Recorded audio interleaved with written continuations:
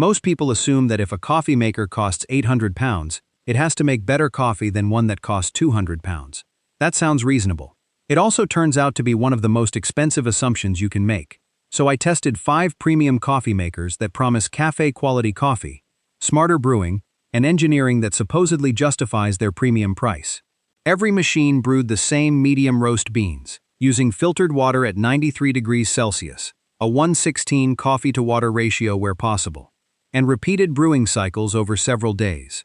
I measured brew time, temperature consistency, ease of cleaning, noise, and long-term running costs.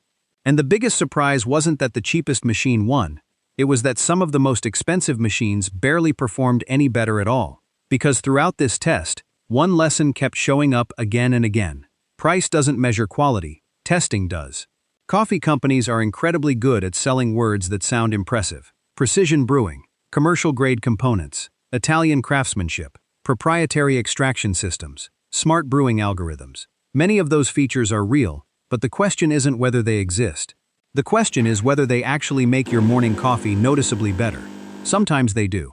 Very often, they don't. Let's start with the first machine. The fifth machine was the SMEG BCC13 bean-to-cup, selling for around £699. SMEG markets this machine almost as much on design as performance. It offers a built-in conical burr grinder with 13 grind settings, automatic milk frothing, one-touch drinks, and a compact footprint that certainly looks beautiful on a kitchen counter. The promise is simple: premium style without sacrificing coffee quality. For testing, I brewed 20 espresso shots, 10 cappuccinos, and 5 Americanos over 4 days. I measured extraction temperature, brew consistency, grinder noise, and milk texture. The good news came immediately. Espresso temperature averaged 91.8 degrees Celsius, comfortably inside the ideal extraction range. Milk froth reached a creamy consistency in about 48 seconds, and the machine remained relatively quiet at 64 decibels, quieter than several competitors. Then the real test began. The grinder struggled with lighter roasted beans. Despite adjusting through all 13 grind settings, extraction times varied between 21 seconds and 33 seconds using identical doses. That inconsistency produced noticeably different flavors from one cup to the next. Cleaning also became frustrating. The automatic rinse cycle consumed nearly 180 milliliters of water every startup and shutdown. After only 1 week of simulated daily use, almost 2.5 liters of water had gone into maintenance instead of coffee. Over 5 years, assuming 3 drinks per day, the machine alone works out to roughly 13 pence per cup, before adding beans, electricity, or maintenance products. That's expensive for results that weren't consistently premium. Verdict: you're paying almost as much for the iconic design as the coffee inside the cup. Next came the Miele CM6360 Milk Perfection, priced around £1,599. This machine makes some bold promises. Automatic cleaning programs, Wi-Fi connectivity, 8 programmable user profiles, milk drinks at the touch of a button, a high-end ceramic grinder designed to last significantly longer than traditional steel burrs. On paper, it sounds almost impossible to criticize. Testing involved 30 drinks over 6 days, alternating espresso, flat whites, lattes, and black coffee, while monitoring brew temperature, warm-up time, milk consistency, and maintenance cycles. The first impression was excellent. Warm-up averaged just 49 seconds. Espresso temperatures stayed between 92.4 degrees Celsius and 93.2 degrees Celsius, making it one of the most consistent performers in the entire test. Milk texture was silky, producing microfoam suitable for latte art nearly every time. But then reality caught up with the specification sheet.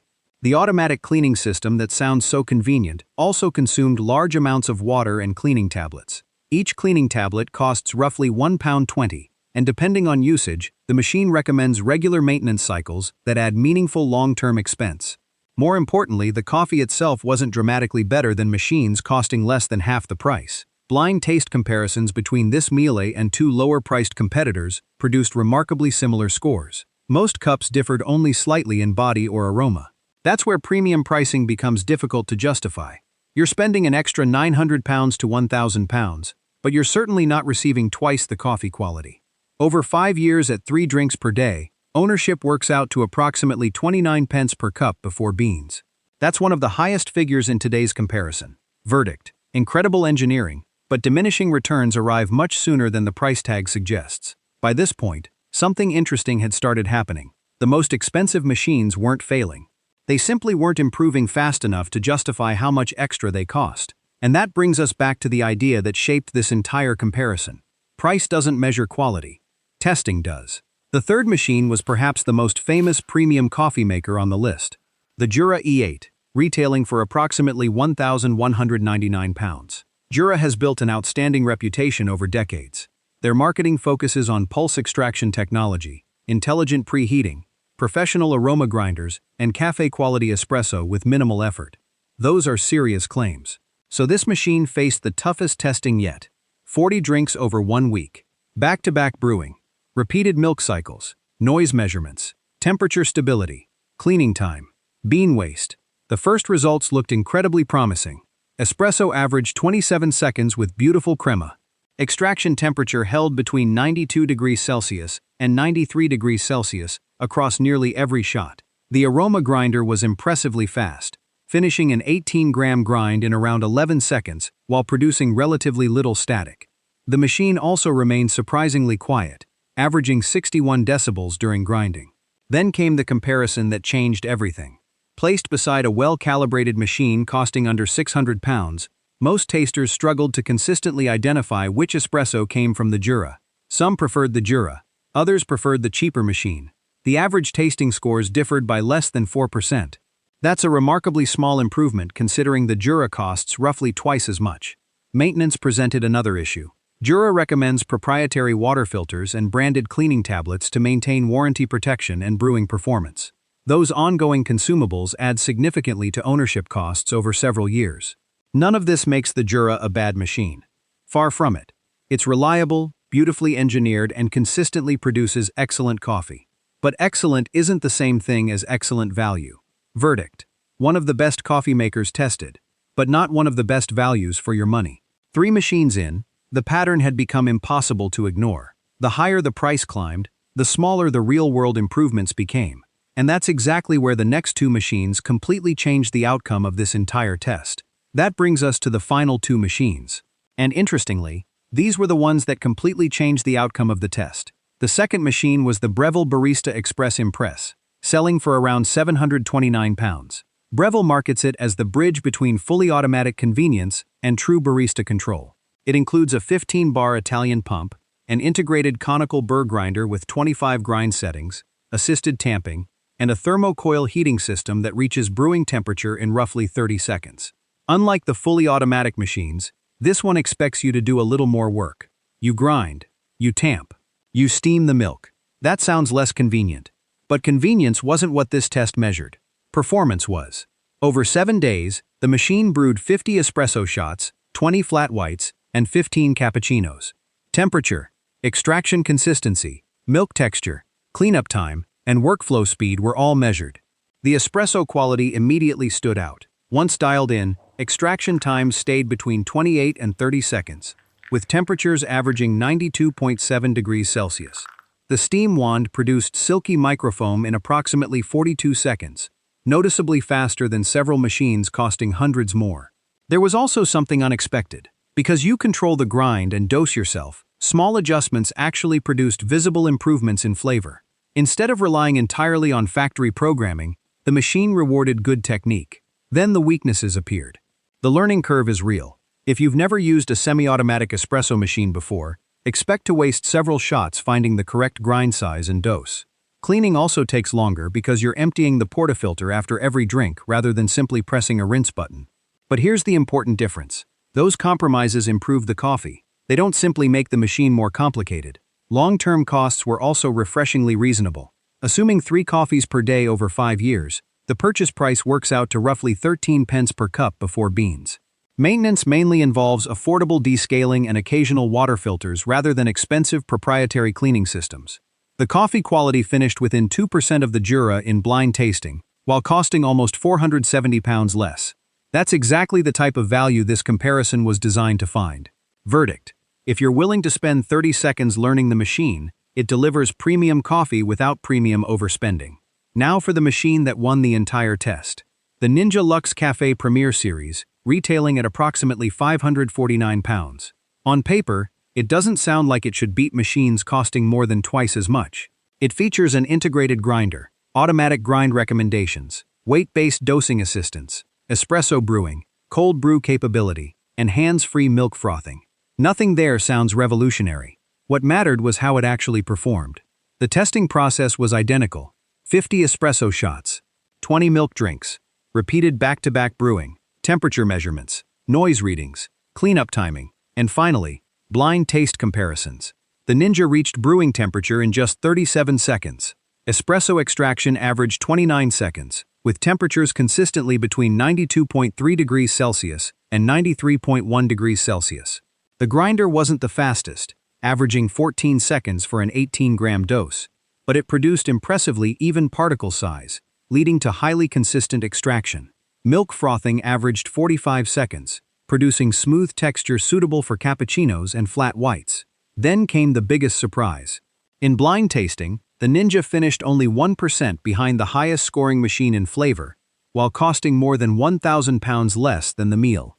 That's not a dramatic difference. That's almost impossible to notice in everyday use.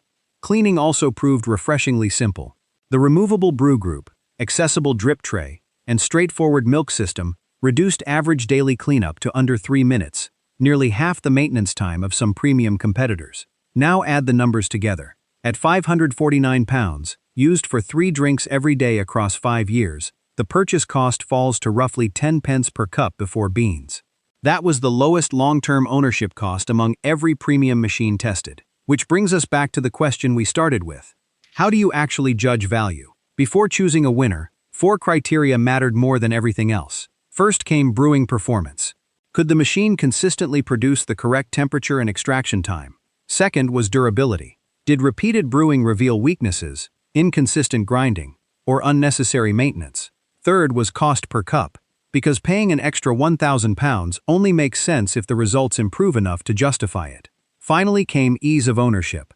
A machine that spends 15 minutes cleaning itself every day may be technically impressive, but it also steals your time. Across all 4 categories, one machine consistently delivered the strongest balance, not the most expensive, not the flashiest, simply the one that returned the most coffee quality for every pound spent. The winner was the Ninja Luxe Café Premier Series.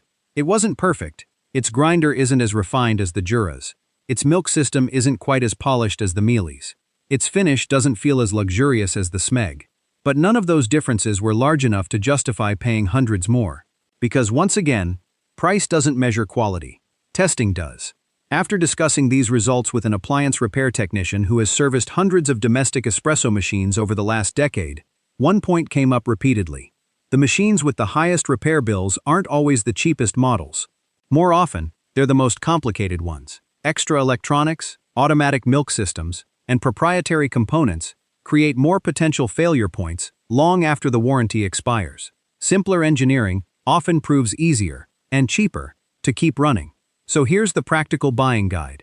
If your kitchen is built around design and aesthetics, the SMEG still makes sense, but skip it if you're expecting dramatically better coffee than machines costing 300 pounds less. If convenience matters more than value, the Miele delivers outstanding automation, but skip it if you're buying it purely because you expect the coffee itself to be twice as good.